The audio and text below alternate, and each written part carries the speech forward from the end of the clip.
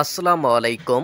শতভাগ উৎসব ভাতার দাবিতে প্রধান উপদেষ্টা ও শিক্ষা উপদেষ্টাকে স্মারকলিপি বিটিএর।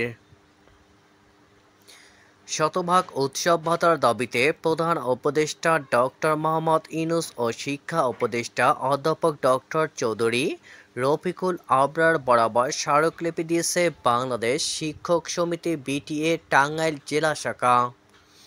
রোববার ১৬ মার্চ সকাল ১১টায় টাঙ্গাইল প্রেস ক্লাবের সামনে মানববন্ধন শেষে জেলা প্রশাসকের কাছে প্রধান উপদেষ্টা ও শিক্ষা উপদেষ্টা বরাবর এই স্মারকলিপি পেশ করা হয়। স্মারকলিপিতে শিক্ষাক্ষেত্রে সরকারি ও বেসরকারি বৈষম্য দূরীকরণের লক্ষ্যে মাধ্যমিক শিক্ষা জাতীয়করণ সহ আসন্ন ঈদের আগেই শতভাগ উৎসব ভাতা, পূর্ণাঙ্গ বাড়ি ভাড়া ও চিকিৎসা ভাতা প্রদান এবং এফটির সমস্যা দ্রুত সমাধানের দাবিতে মানববন্ধন ও প্রধান উপদেষ্টা ও শিক্ষা উপদেষ্টা বরাবর স্মারকলিপি পেশ করা হয়।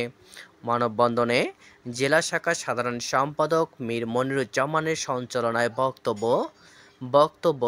বক্তব্য দেন বাংলাদেশ শিক্ষক সমিতির কেন্দ্রীয় কমিটির সাধারণ সম্পাদক আলহাজ শামীম আল মামুন জুয়েল, সহসভাপতি গোলাম রব্বানী, আন্তর্জাতিক বিষয়ক সম্পাদক খন্দকার তাহাজ্জত হোসেন, সদস্য রফিকুল ইসলাম, ঘাটাইল উপজেলা শাখার সাধারণ সম্পাদক মোহাম্মদ হাসান আলী সহ বিভিন্ন উপজেলার নেতৃবৃন্দ।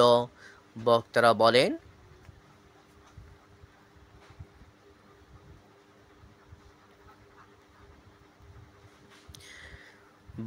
বলেন, বিদায়ী শিক্ষা উপদেষ্টার ঘোষণা অনুযায়ী শতভাগ উৎসব ভাতা, পূর্ণাঙ্গ বাড়ি ভাড়া ও চিকিৎসা ভাতা দ্রুত সময়ে প্রদান করতে হবে, অন্যথায় আমরা কঠোর কর্মসূচি ঘোষণা করব।